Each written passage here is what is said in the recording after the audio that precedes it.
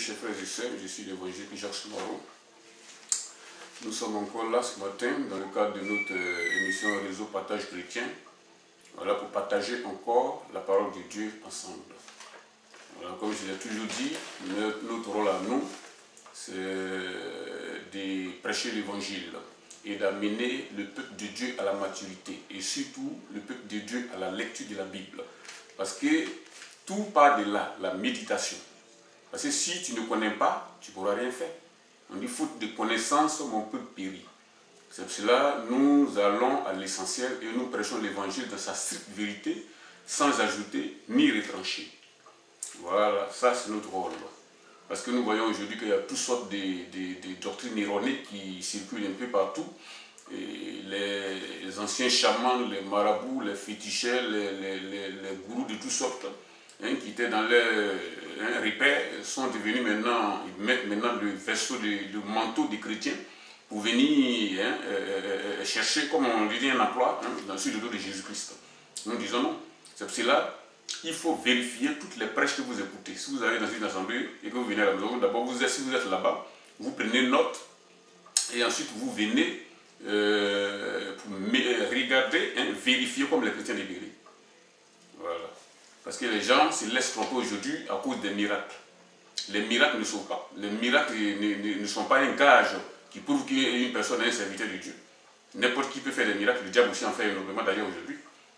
Voilà. Donc, notre méditation, notre prédication de ce jour, c'est la dîme est toujours d'actualité. Parce que nous entendons beaucoup de personnes qui disent la dîme n'est plus d'actualité. Mais je vais vous dire que la dîme est toujours d'actualité. Parce que même dans le monde, dans toute œuvre mondaine, les gens se cotisent. Il y a des taxes de toutes sortes pour l'avancement de l'œuvre d'une nation. Et ce n'est pas dans la maison de Dieu qui va avoir la 17. S'il n'y a pas de dîme, il n'y a pas d'offrande, il n'y a rien, l'œuvre de Dieu sera bloquée. Et laissez-moi vous dire que la dîme est toujours d'actualité. Voilà, nous allons, avant de commencer, prier le Seigneur et remettre tout cela dans ses puissantes mains, puisque c'est lui qui dirige tout. Éternel, le Dieu Tout-Puissant, je te remercie pour ta grâce infinie. Je te remets ce moment dans tes puissantes mains afin de tout diriger. Toi, le seul Dieu qui règne d'âge en âge. Je te remets tout ça dans tes puissantes mains afin de nous aider à marcher, Seigneur, ta parole, éternel Dieu. Et éternel, à faire ton œuvre. Parce que, Seigneur, c'est toi qui guides. Dirige tout au nom puissant de Jésus. Amen. Voilà.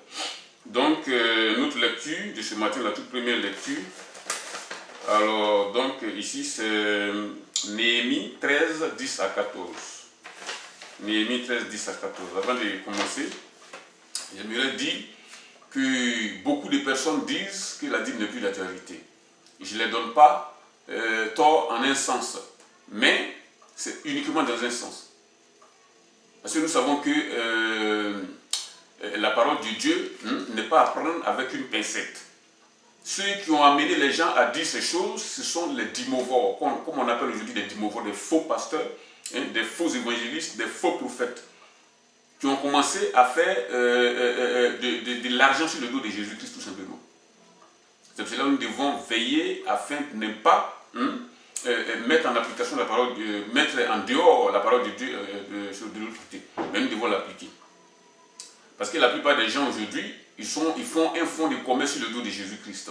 Des faux pasteurs, des faux prophètes qui viennent, qui s'enrichissent sur le dos des gens. Ce sont ceux-là, à cause de ceux-là que la plupart des gens qui disent la dîme n'est plus d'actualité le disent. Mais la dîme est d'actualité. Parce que s'il n'y a pas dans la maison de l'argent dans la maison de Dieu, les moyens dans la maison de Dieu, ben ce sera la 17. Et l'œuvre de Dieu sera bloquée. Nous allons continuer donc notre lecture ici. Dans Néhémie 13, 10 jusqu'au verset 14. J'ai appris aussi que les portions des Lévites n'avaient point été livrées et que les Lévites et les chantres chargés du service s'étaient enfuis, chacun dans son territoire. J'ai fait des réprimandes aux magistrats, j'ai dit pourquoi la maison de Dieu a-t-elle été abandonnée? Et j'ai rassemblé les Lévites et les chantres et je les remis à leur poste. Alors, dans le verset 13, donc, Néhémie 13, 13, tout Juda apporta dans les magasins la dîme du blé, du mout et de l'huile. Je confiais la surveillance des magasins à Chélémia, le sacrificateur,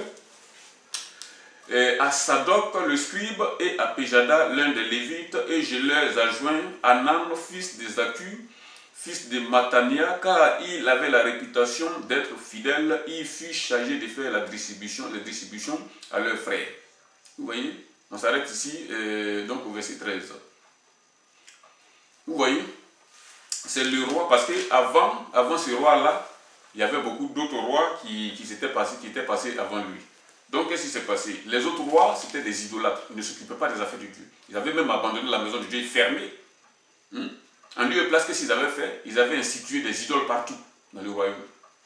Donc, ce roi qui est venu, lui, il s'est souvenu de la puissance de Dieu, il s'est souvenu de Dieu, et il a rétabli tout ce qui devait être fait pour honorer Dieu dans son temple. Donc, je reprends ici, on récapitule. J'ai appris aussi que les portions des Lévites n'avaient point été livrées et que les Lévites et les chantres chargés du service s'étaient enfuis chacun dans son territoire. Vous voyez? Pourquoi ils s'étaient enfuis chacun dans son territoire? Mais parce que la maison de Dieu était fermée, il n'y avait plus de dîmes, il n'y avait plus de rentes, il n'y avait plus rien. Et puisqu'ils sont consacrés à ça, qu'est-ce qu'ils vont faire? Ils ne vont pas rester là à mourir de faim. Puisque tout est bloqué, tout est fermé, il n'y a plus de dîmes, il n'y a plus de rentes, il n'y a plus même de dons, chacun est rentré dans son territoire. Mais qu'est-ce qui a provoqué ça? C'est le manque de dons, c'est le manque de dîmes. Si la dîme était donnée correctement, si les choses étaient faites dans les normes, je ne crois pas que ces personnes-là allaient s'enfuir dans leur territoire. Vous voyez? C'est pour cela que je vous enjoins à ne pas bloquer l'œuvre de Dieu en enseignant que la dîme n'est pas d'actualité. C'est vrai que la dîme, il ne faut pas le donner à n'importe qui. Parce que si vous le donnez à un pasteur véreux, à un faux prophète, vous participez à leur péché. C'est pour cela qu'il faut prier le Seigneur et regarder la vie de celui à qui vous allez remettre votre argent, vous allez remettre votre don, vos dîmes. Ce n'est pas à n'importe qui qu'il faut donner. Si vous voyez quelqu'un qui vit dans le mensonge, une personne qui se dit pasteur, même s'il fait des miracles, mais qui vit dans le mensonge, qui vit dans l'adultère, qui fait des choses de ce genre, ce n'est pas la peine de lui remettre vos dîmes. Si vous le remettez votre argent, vous participez à ses péchés. Je ne sais pas s'il me fait comprendre. Et puis la dîme est strictement fait pour l'œuvre de Dieu. Quand il dit l'œuvre de Dieu, c'est vraiment l'œuvre de Dieu. Ce n'est pas la peine de donner votre dîme à une personne pour entretenir une famille véreuse ou bien un pasteur véreux ou bien le train de vie de quiconque. La dîme est réservée uniquement qu'au service de Dieu. Quand il dit au service de Dieu, dans une assemblée, il y a des personnes qui sont dans la nécessité. Une femme qui n'a pas les moyens de payer son loyer parce qu'elle vient de perdre son emploi, elle a un bébé sur le dos, etc. La dîme est faite pour pouvoir venir en aide à ces gens de personnes. Un frère qui, par exemple, a été chassé de sa maison après sa conversion, parce que nous savons que moi, par exemple, je suis d'origine musulmane, quand j'ai été converti, on m'a chassé. Donc, il y a des frères qui m'ont recueilli. Si réellement la dîme était faite pour l'œuvre de Dieu, comme il se doit, je n'allais pas comprendre et connaître beaucoup de souffrances. Vous voyez, un frère qui n'a pas de ticket pour venir à la réunion, ou bien qui n'a pas de lunettes de lecture, ou qui n'a pas de complet, un complet veste pour pouvoir s'habiller convenablement pour venir à l'église, ou comment on appelle à la réunion de maison, le culte des maisons, vous achetez toutes ces choses avec la dîme. La dîme est réservée pour ces choses. Vous voyez? Et non pas pour entretenir le train de vie d'un pasteur véreux ou bien un faux prophète. La dîme est réservée à ces choses. Exceptionnellement, des personnes qui ont beaucoup plus de membres dans leurs églises de maison ou bien dans leurs assemblées et qui ont beaucoup de travail à faire, bon, ces personnes-là peuvent vivre de la dîme. Quand je dis vivre, c'est payer uniquement sa maison, sa nourriture, etc. Et ça s'arrête là immédiatement. Mais nous voyons aujourd'hui des faux pasteurs, des faux prophètes qui prennent la dîme pour pouvoir fructifier ça, pour faire leur business avec ça. Ils mettent ça même dans un banque ou bien ils vont faire des affaires avec ça. Alors que les gens crépissent dans leurs églises. Il y a des gens qui ne mangent même pas souvent, qui viennent au culte. Il y a des gens qui sont dans la nécessité. On voit des gens qui sont dans des chaussures trouées, etc. Mais ça ne leur dit rien. La dîme n'est pas faite pour entretenir une quelconque personne, mais est faite pour entretenir le corps de Christ. Vous voyez? Donc, je continue donc dans la lecture ici. Il est dit ici, j'ai fait des réprimandes aux magistrats et j'ai dit, pourquoi la maison de Dieu a été abandonnée? Vous voyez, c'est le roi qui parle ici. Pourquoi la maison de Dieu a été abandonnée? La première des raisons, c'est qu'il n'y a plus de dîmes et que les gens ne s'occupaient pas des affaires de Dieu. Et j'ai rassemblé les Lévites et les chantres et je les remis à leur poste. Alors tout Juda apporta dans les magasins la dîme du blé, du moût et de l'huile. Vous voyez, tout Juda apporta dans les magasins la dîme du blé, du moût et de l'huile. J'ai confié la surveillance des magasins à Shelamia le sacrificateur. Shelamia était un sacrificateur. Et vous allez constater que le roi n'a pas pris n'importe qui pour les mettre là afin qu'ils recueillent les dons et les dîmes. Parce que ceux qui le faisaient avant eux étaient des voleurs, des malfaiteurs. On peut les assimiler aujourd'hui aux faux prophètes, aux faux pasteurs d'aujourd'hui, qui ne font que vivre sur le dos des pauvres fidèles. Vous voyez? Donc, il a ici dit au sacrificateur, donc à Sadok le scribe et à Pédaja, l'un des Lévites, je l'ai adjoint à Nan, Zachi, fils de Matania, car il avait la réputation d'être fidèle. Il fut donc chargé de faire la distribution à leurs frères. Vous voyez? Ce n'est pas n'importe qui le roi a consacré pour pouvoir gérer ces choses. Ce sont des hommes fidèles. Vous voyez? Des hommes fidèles.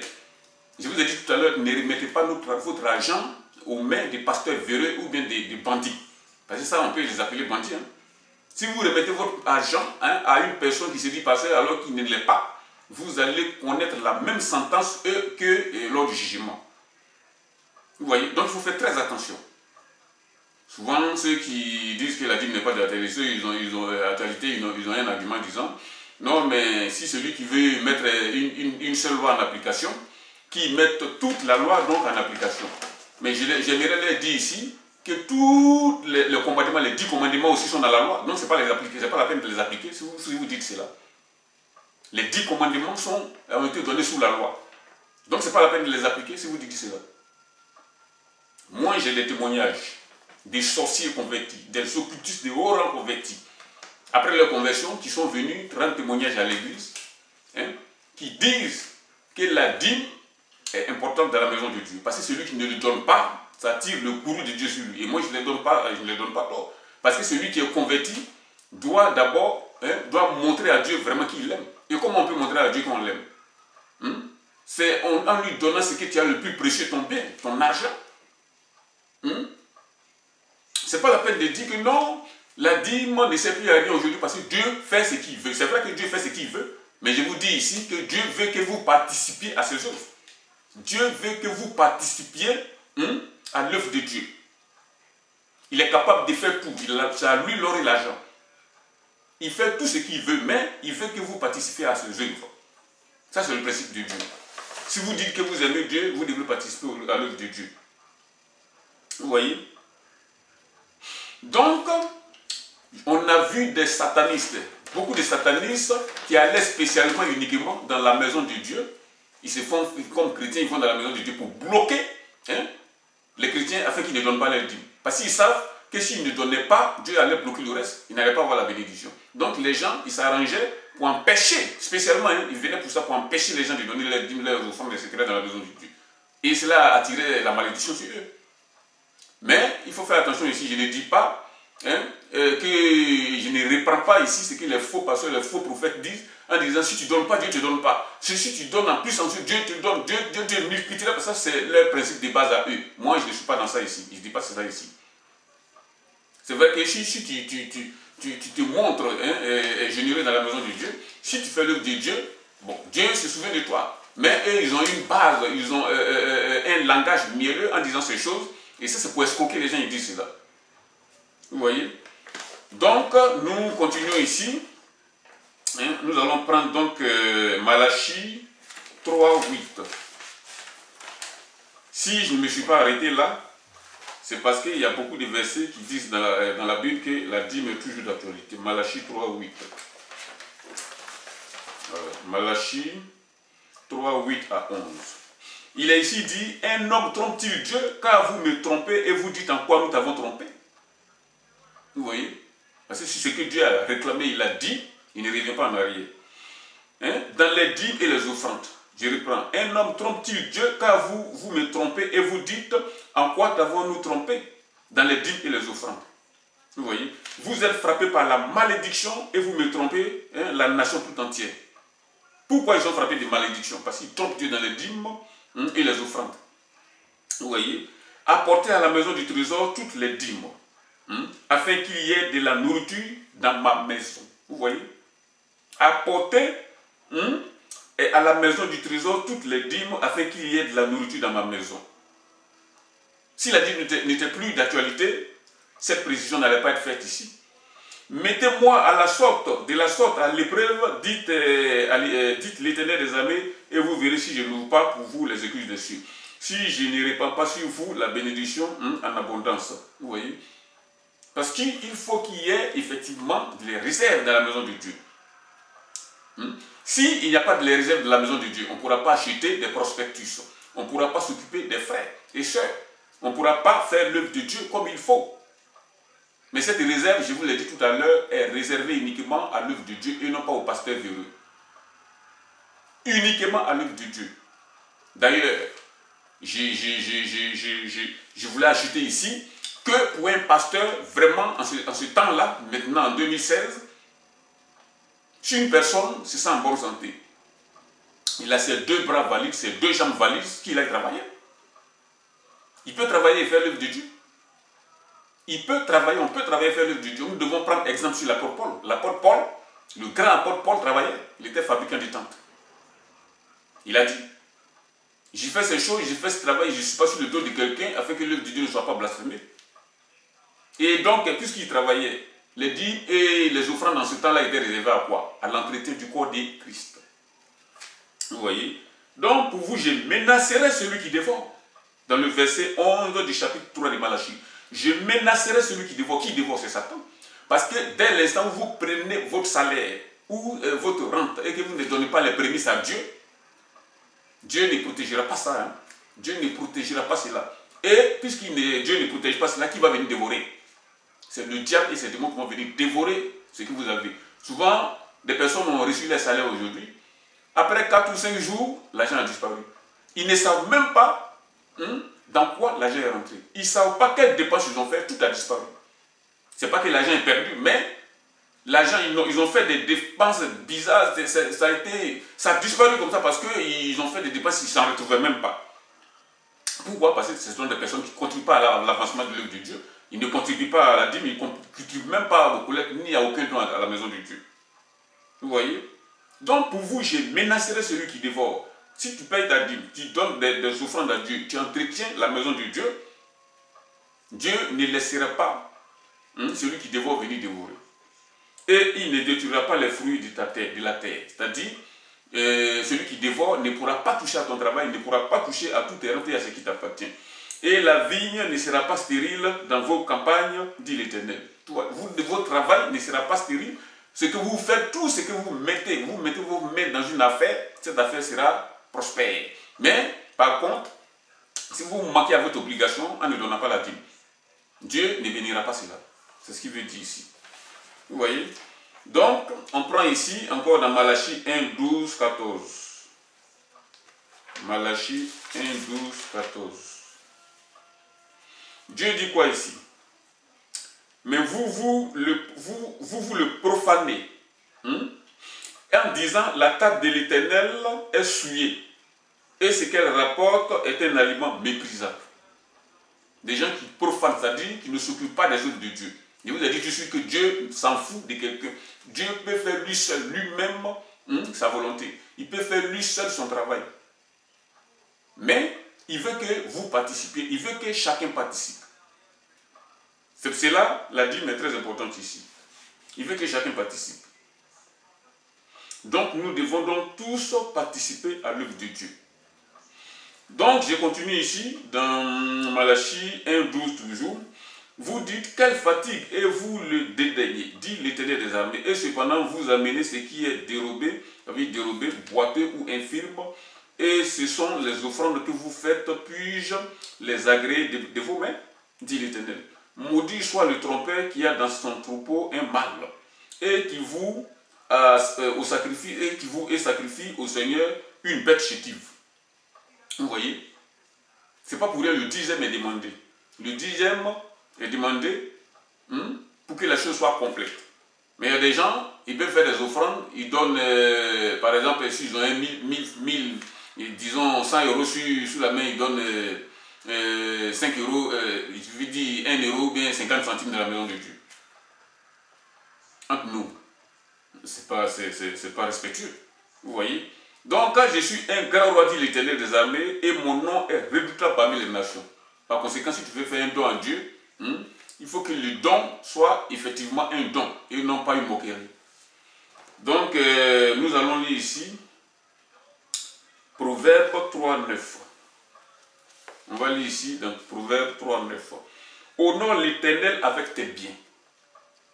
Vous voyez, Dieu n'a pas besoin de nos biens. Mais pourquoi il dit ici honore l'Éternel avec des biens? Parce qu'il veut que vous participiez à l'entretien de la maison de Dieu. C'est important. Et avec les prémices de tous vos revenus. Vous voyez? Honore l'Éternel avec tes biens et avec les prémices de tout ton revenu. C'est très important. Les prémices, c'est quoi? C'est la dîme. Les prémices de tous tes revenus. Parce que lorsque tu donnes des prémices à Dieu, Dieu par conséquent protège le reste. Et ce peu, même si c'est toi qui le dis, si le peu là est en tes puissances, vous allez voir que cet argent-là ne va pas s'évaporer. L'oiseleur, le destructeur, le dévastateur ne va pas venir le dévorer comme ça. Alors tes greniers seront remplis d'abondance et tes cuves regorgeront de mou. Vous voyez, Dieu va bénir le peu qui reste. Et ce peu-là va fructifier. Donc nous allons prendre Deutéronome 26, 1 à 5 ici, à 15. Ça c'est une longue lecture, 26, 1 à 15. Deutéronome 26, 1 à 15. Il est ici dit, c'est tellement long, 26, 1, Deutéronome 26, 1 à 5. Lorsque tu seras entré dans le pays que l'Éternel ton Dieu te donne pour héritage, lorsque tu posséderas et il sera établi, tu prendras des prémices de tous tes fruits que tu retireras du sol dans le pays que l'Éternel ton Dieu te donne. Tu les mettras dans une corbeille et tu iras au lieu que choisira l'Éternel ton Dieu pour y faire résider son nom. Vous voyez? Tu te présenteras au sacrificateur alors en fonction et tu lui diras: je déclare aujourd'hui à l'Éternel ton Dieu que je suis entré dans ce pays que l'Éternel a juré à nos pères de donner. Le sacrificateur recevra la corbeille de ta main et la déposera devant l'autel de l'Éternel ton Dieu. Tu prendras encore la parole et tu lui diras devant l'Éternel ton Dieu. Vous voyez? Tout ça montre ici que la dîme n'est pas bannie dans la maison de Dieu. La dîme est toujours d'actualité, chers frères et sœurs. C'est pour cela que je vous enjoins donc ici à faire l'œuvre de Dieu dans sa totalité et non pas à moitié. Dieu ne plaisante pas. Donc c'est pour cela que nous devons marcher selon sa parole en faisant sa volonté à lui. Et non pas en nous amusant, en écartant certaines choses dans la parole de Dieu. La dîme est toujours d'actualité. Vous voyez? Donc, c'est ce que je voulais dire ce matin. Et c'est cette prédication-là que le Seigneur m'a mis à cœur de vous donner. Voilà. Nous allons donc prêcher encore peut-être sur ça. Parce que cette affaire va au-delà de ce que l'on dit. Parce que beaucoup de personnes disent la dîme n'est plus d'actualité. Voilà. C'était cette prédication que je vais apporter ce matin. Voilà, je vous remercie. Et nous allons prier le Seigneur afin que le Seigneur nous donne la capacité de mettre en application sa parole. Merci pour ta grâce, éternelle, Dieu, de ce que tu nous as entretenu. Merci, éternel Dieu, pour tout ce que tu as fait, Seigneur, pour ta grâce. Parce que nous savons, éternel Dieu, que nous ne devons pas prendre avec ta parole, Seigneur, les pincettes, mais que nous devons vivre, éternel Dieu, une vie de sanctification en mettant toute ta parole en application. Sois béni au nom de Jésus. Amen.